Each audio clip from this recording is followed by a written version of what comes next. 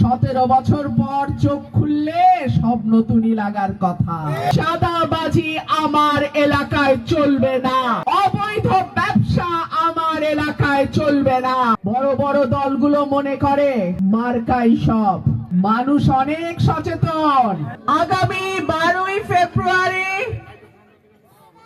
আমরা একটা নতুন যাত্রা শুরু করব।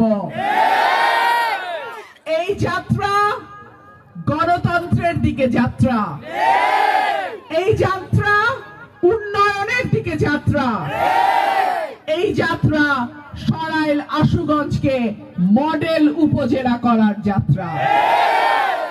এবং আগামী 12ই ফেব্রুয়ারি আমি আমার প্রাণপ্রিয় ভোটারদের, আমার প্রাণপ্রিয় এলাকাবাসীকে অনুরোধ জানাবো, আপনারা ভোটের মাধ্যমে চাঁদাবাজিকে না বলবেন, ভোটের মাধ্যমে মামলাবাজিকে না বলবেন, ভোটের মাধ্যমে দুর্নীতিকে না বলবেন।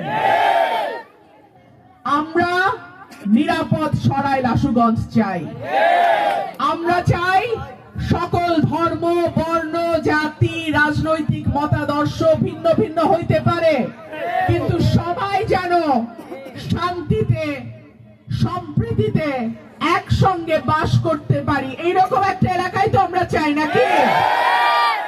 ইনশাআল্লাহ আল্লাহ যদি আপনাদের ভোটে আমাকে এমপি নির্বাচিত করে, আমি ওয়াদা করছি কোন নিরপরাধ ব্যক্তির উপরে কোন জুলুম যাতে না হয় সেটা আমি নিশ্চিত করব।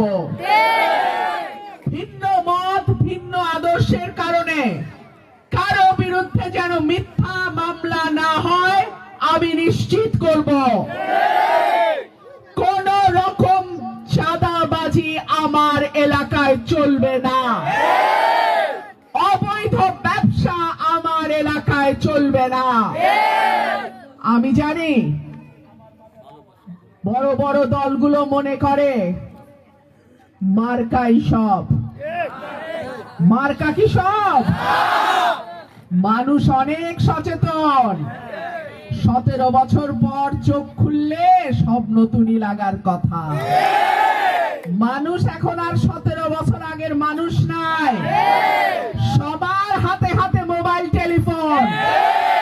এই 17 বছর আন্দোলন সংগ্রাম কারা করছে সবাই জানে।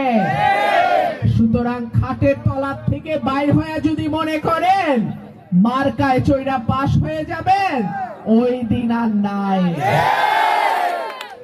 5টা বিশ্ববিদ্যালয়ের যে ডাকসু, চাকসু, রাকসু নির্বাচন তাকায় দেখেন, মানুষ কইলাম জবাব দেওয়া আরম্ভ করছে।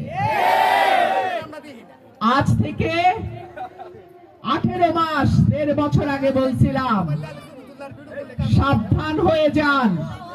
মানুষ অন্যায় অত্যাচারের বিরুদ্ধে রাস্তায় নামছে। শেখ হাসিনা দেশ ছেড়ে চলে যেতে বাধ্য হয়েছে। আপনারাও এমন কিছু করেন না যে মানুষ আপনাদের থেকে মুখ ফিরায় নেয়। আপনারা আবার কথা শুনেন নাই, ফলাফলেই দেখা যাবে ইনশাআল্লাহ মানুষ কার সাথে।